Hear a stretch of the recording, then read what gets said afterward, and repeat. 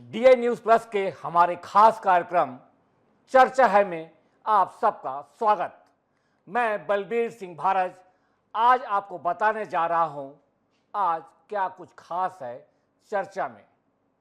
पहली बड़ी खबर जो चर्चा में है बनी हुई है वह है बॉलीवुड एक्ट्रेस और भाजपा सांसद कंगना रनौत के बयान की।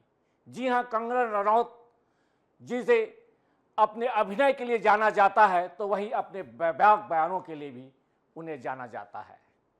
कंगना रनौत का बयान जो आज चर्चा का मुद्दा बन गया है, उस पे उन्होंने कहा है कि निरस्त किए गए 3 कृषि कानून फिर से लागू किए जाने चाहिए। भाजपा की सांसद कंगना रनौत के इस बयान के आते ही भूचाल सा मच गया। अपनी ही पार्टी में उसे आलोचनाओं का शिकार होना पड़ा तो कहीं कहीं दबी जुबान में कुछ लोगों ने यह भी कहा कि कंगना रनौत जो कर रही है वह सही कह रही है। लेकिन अगर भाजपा की तरफ से देखा जाए तो भाजपा ने खुद को कंगना रनौत के बयान से अलग कर लिया है, जिसके बाद कंगना रनौत को आगे आकर सफाई देनी पड़ी कि उन्होंने आज स्पष्ट किया कि उनके यह विचार उनके निजी हैं, वह पार्टी के रुख का प्रतिनिधित्व नहीं करती। उन्होंने वीडियो जारी कर कहा कि वह अपने शब्द वापस लेती हैं, किसानों के मुद्दे पर वह पार्टी के साथ खड़ी हैं। कंगना के बयान का समर्थन नहीं करती भाजपा। जी हां, कंगना के बयान से अपने आप को अलग कर सबसे पहले भाजपा के प्रवक्ता और नेता गौरव भाटिया ने कंगना के सोशल मीडिया पर पोस्ट पर प्रतिक्रिया देते हुए कहा था कि कंगना की ओर से कृषि कानूनों पर दिया गया बयान उनका व्यक्तिगत विचार है, वह भाजपा की ओर से ऐसा बयान देने के लिए अधिकृत ही नहीं है। इस पर कंगना ने भी सफाई दी और कहा कि गौरव भाटिया ने एक्स पोस्ट में कहा है कि सोशल मीडिया पर वायरल हो रहे कृषि बिलों पर कंगना रनौत के बयान का भाजपा समर्थन नहीं करती। गौरव ने कहा, मैं यह स्पष्ट करना चाहता हूं कि यह उनका निजी बयान है। कंगना रनौत भाजपा की ओर से ऐसा बयान देने के लिए, जैसा कि पहले भी कहा था, उन्होंने एक्स पर ट्वीट करते हुए कहा है कि वह अधिकृत ही नहीं है और यह कृषि बिलों पर भाजपा के दृष्टिकोण को नहीं दिखाता है। हम इस बयान को अस्वीकार करते हैं।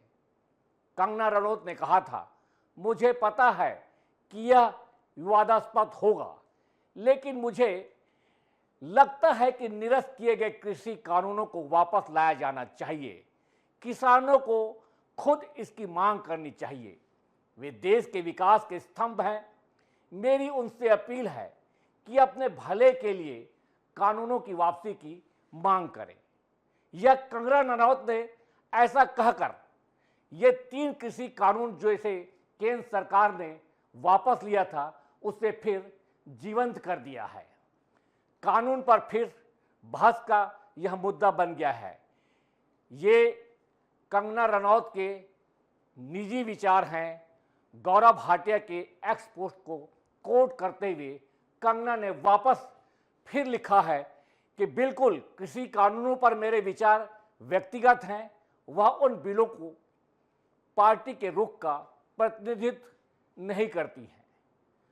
तो आप देख रहे हैं कि एक सांसद बनने के बाद कंगना रनौत का जो बयान आया है वह यह दूसरी बार है जब विवादों में आ गया है और ये कृषि कानून पर जो बहस हो रही है, इसे वापस लाने की बात को लेकर जो देश में फिर से चर्चा छिड़ गई है, इसे भाजपा ने इससे अपना किनारा कर लिया है। यह ऐसे वक्त में आया है यह बयान जब जम्मू कश्मीर में चुनाव हो रहे हैं, हरियाणा में चुनाव होने वाले हैं और कुछ ही अंतराल के बाद दिल्ली और महाराष्ट्र में भी चुनाव होने वाले हैं। भाजपा ऐसे कठिन टाइम पर जब चुनाव का दौर सर पर खड़ा है, इन बयानों से कंगना रनौत की इस कृषि कानून के बयान से उन्होंने अपने आप को अलग करना ही बेहतर समझा है और इसीलिए पार्टी के बड़े बड़े नेता कंगना रनौत के बयान से कन्नी काट रहे हैं और कहा सभी ने कि यह उनका व्यक्तिगत विचार है, पार्टी का विचार नहीं है। तो देखिए क्या कुछ कहा है कंगना ने और क्या कुछ कहा है गौरव भाटिया ने अपने ट्वीट पर और वैसे ही बयानों को लेकर, और क्या कुछ बोल रही है कांग्रेस और अन्य लोग इन सब मामलों को लेकर। तमाम सोशल मीडिया प्लेटफॉर्म्स पर कंगना रनौत जी, जो कि भाजपा की सांसद नेत्री हैं, उनका एक बयान 3 कृषि कानूनों को लेकर, जो कि पहले वापस लिए गए थे, चल रहा है। मैं बिल्कुल स्पष्टता से कहना चाहता हूं, ये बयान कंगना रनौत जी का व्यक्तिगत बयान है एवं भारतीय जनता पार्टी की तरफ से ना कंगना रनौत जी ऐसा कोई बयान देने के लिए अधिकृत हैं और ना ही उनका बयान जो पार्टी की सोच है 3 कृषि कानूनों को लेकर उसको दर्शाता है। इसलिए उस बयान का हम खंडन करते हैं। नमस्ते दोस्तों, पिछले बीते कुछ दिनों में मीडिया ने मुझसे फार्मर्स लॉ पे कुछ सवाल किए और मैंने ये सुझाव दिया कि किसानों को फार्मर्स लॉ वापस लाने का प्रधानमंत्री जी से निवेदन करना चाहिए। मेरी इस बात से बहुत सारे लोग निराश हैं और डिसअपॉइंटेड हैं। जब फार्मर्स लॉ प्रपोज हुए थे तो हम बहुत सारे लोगों ने जो है उनका समर्थन किया था, लेकिन बड़ी ही संवेदनशीलता से और सहानुभूति से हमारे माननीय प्रधानमंत्री जी ने वो लॉज जो थे वापस ले लिए थे और ये हम सब कार्यकर्ताओं का कर्तव्य बनता है कि हम उनके शब्दों की गरिमा रखें। मुझे ये बात भी ध्यान रखनी होगी कि मैं अब एक कलाकार नहीं, भारतीय जनता पार्टी की कार्यकर्ता हूँ और मेरे ओपिनियंस अपने नहीं होने चाहिए, वो पार्टी का स्टैंड होना चाहिए। तो अगर मैंने अपने शब्दों से और अपनी सोच से किसी को डिसअपॉइंट किया है, मुझे खेद रहेगा। I take my words back. Kangana Ranaut के इस सनसनीखेज बयान के बाद हमारा अगला जो विषय है चर्चा का, जो काफ़ी महत्वपूर्ण है, जो शिक्षा के क्षेत्र में क्रांतिकारी बदलाव लाएगा, ऐसी उम्मीद की जा रही है। केंद्र सरकार ने one nation one student ID card योजना की घोषणा की है, जिसके तहत हर एक छात्र के लिए एक यूनिक कार्ड तैयार किया जाएगा। इस कार्ड में छात्र का पूरा शैक्षणिक डेटा होगा, जिससे उसके स्कूल और दस्तावेजों की आसानी से जानकारी हासिल हो सकेगी और अगर किसी को इसके बारे में छानबीन करना है तो यह उपलब्ध रहेगी। यह योजना पूरे देश में लागू की जाएगी और इसका पहला चरण छत्तीसगढ़ में शुरू होगा। जी हाँ, आप छत्तीसगढ़ वासियों को मैं बताना चाहता हूं कि यह जो वन नेशन वन स्टूडेंट जो कार्ड बनने वाला है, जिसे अपार नाम दिया गया है, यह छत्तीसगढ़ से शुरू होगा। इस योजना की शुरुआत अक्टूबर से होगी, जहां पहले चरण में 12वीं कक्षा के छात्रों के कार्ड बनाए जाएंगे। यह कदम छात्रों के कॉलेज प्रवेश के लिए एक महत्वपूर्ण सहारा बनेगा। क्या है अपार कार्ड? अपार आधार कार्ड का पूरा नाम स्वचालित स्थायी शैक्षणिक खाता रजिस्ट्री है। इसका मतलब सरकार बच्चों का 12 अंकों का एक ऐसा आईडी कार्ड बनाएगी जो बचपन से लेकर उनकी पढ़ाई खत्म होने तक एक स्थायी रिकॉर्ड रहेगा। उनके स्कूल के बदलने पर भी उनका अपार कार्ड एक ही रहेगा। यह उनके आधार कार्ड से अलग होगा और आपस में उनका लिंक होगा। इस पे उनकी सभी जानकारियां स्वयं से बदलती जाएंगी। कैसे बनेगा यह आधार कार्ड, कैसे बनेगा यह अपार कार्ड, आइए इसके बारे में जानते हैं। अपार कार्ड बनवाने के लिए विद्यार्थी के पास आधार कार्ड होना जरूरी है। वहीं डिजी लॉकर पर उसका खाता होना भी जरूरी है। इससे विद्यार्थी की ई-केवाईसी पूरी की जाएगी। अपार कार्ड छात्र छात्राओं को उनके स्कूल का या कॉलेज जारी करेगा। इसके लिए पंजीकरण बच्चों के माता पिता की सहमति से होगा।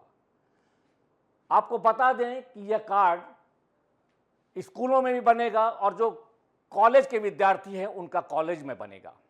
लेकिन यहाँ पर उन्होंने स्वतंत्रता दी है कि माता पिता की सहमति से ही ये बनेगा। छात्रों को मिलेगा क्या लाभ, आइए इसके बारे में जानते हैं। कार्ड धारक छात्र छात्राओं को बस यात्रा में सब्सिडी मिल सकती है। कार्ड धारक छात्रों को परीक्षा के लिए शुल्क देने में आसानी मिल सकती है। कार्ड से छात्रों को सरकारी संग्रहालय में निःशुल्क प्रवेश मिल सकता है। छात्रों को किताबों और स्टेशनरी पर भी छूट मिल सकती है। मनोरंजन पार्क और छात्रावास के लिए सब्सिडी में छूट मिल सकती है। तो ऐसा है ये अपार कार्ड का एक, क्या कहते हैं उसे, एक परिदृश्य कि इस तरीके से अपार कार्ड अभी फिलहाल लोगों को यह लग रहा है कि यह विद्यार्थियों के लिए बहुत ही लाभदायक होगा। इस पर हमने कुछ लोगों से चर्चा की है, उनके क्या विचार हैं इस अपार कार्ड के बारे में, यह तो आपको पता चल ही जाएगा यह वीडियो आगे जो आने वाला है उसे सुनकर। लेकिन यह निश्चित है कि छात्रों के लिए पहली बार एक ऐसी सोच लेके आई जा रही है जिसमें यह अनुमान तो लगाया जा सकता है कि एक छात्र का उसके शैक्षणिक जीवन का पूरा रिकॉर्ड एक क्लिप पर मिल जाएगा। इससे बहुत हद तक जो कहते हैं कि परीक्षाओं में दूसरे लोग आके परीक्षा दे जाते हैं और होनहार विद्यार्थियों की जो भविष्य को दूसरे विद्यार्थियों के परीक्षा देने से जो हानि पहुंचती है, ऐसे बहुत सारी चीज़ों पर रोक लगेगी, ऐसा अनुमान बताया जा रहा है। निश्चित रूप से फ़ायदा होगा। हर बच्चे की एक अपनी यूनिक आईडी बन जाएगी और उसकी यूनिक आईडी उसके आधार से लिंक हो जाएगी। जिस प्रकार से हर व्यक्ति की एक आधार एक यूनिक आईडी होती है, उसी प्रकार से हर स्टूडेंट की अपार एक यूनिक आईडी हो जाएगी। उसका अपना आइडेंटिफिकेशन रहेगा, उसको बहुत सारी चीज़ों उसका फ़ायदा भी मिलेगा। तो ये सेंट्रल गवर्नमेंट की स्कीम है और निश्चित रूप से बहुत फ़ायदेमंद रहेगा। मैं डॉक्टर विजय खंडेलवाल, जिला शिक्षा अधिकारी रायपुर। देखिए, जिस प्रकार से अपार आईडी की बात की जा रही है तो उससे छात्रों के एक लाभ ये होगा कि अगर वो क्लास 1 से लेकर क्लास 12 तक और आगे भी पढ़ाई जारी रखते हैं तो उस आईडी के माध्यम से सारे उनके जो मार्कशीट हैं उनको हमेशा मिलेंगे ऑनलाइन। और उसमें दिक्कत ये भी हो सकती है कि अगर उसमें कोई किसी प्रकार से त्रुटि अगर होती है, चाहे छात्र के नाम पर हो या कोई अन्य प्रकार के, तो उसकी सुधारने की क्या व्यवस्था उस पर हो गई, ये भी ध्यान देने योग्य है। और डाटा सुरक्षित रहे, ये सबसे महत्वपूर्ण है, क्योंकि जिस प्रकार से डिजिटल इंडिया बनने के बाद ऑनलाइन बहुत सारे दिक्कतें हो रही हैं, इसकी भी सरकार को सुरक्षा की ध्यान रखना चाहिए। और सबसे पहले सरकार को शिक्षा व्यवस्था को दुरुस्त करनी चाहिए। जिस प्रकार से स्कूल कॉलेज के हालात हैं, शिक्षा का स्तर लगातार गिर रहा है, तो निश्चित तौर पर इस दिशा में सरकार को अच्छा प्रयास करना चाहिए। अब हम बात करेंगे जम्मू कश्मीर में हो रहे चुनाव के बारे में। आपको बता दें कि यह भी इस वक्त पूरे देश में बड़े चर्चा का विषय है, क्योंकि ये होने वाले विधानसभा चुनाव धारा 370 हटने के बाद पहली बार हो रहे हैं। जम्मू कश्मीर की 90 सीटों पर ये चुनाव हो रहे हैं। इनका मतदान 3 चरणों में होगा। आज दूसरे चरण के मतदान का दिन है। विधानसभा चुनाव के दूसरे चरण के 6 जिलों में आज 26 सीटों पर मतदान हुआ।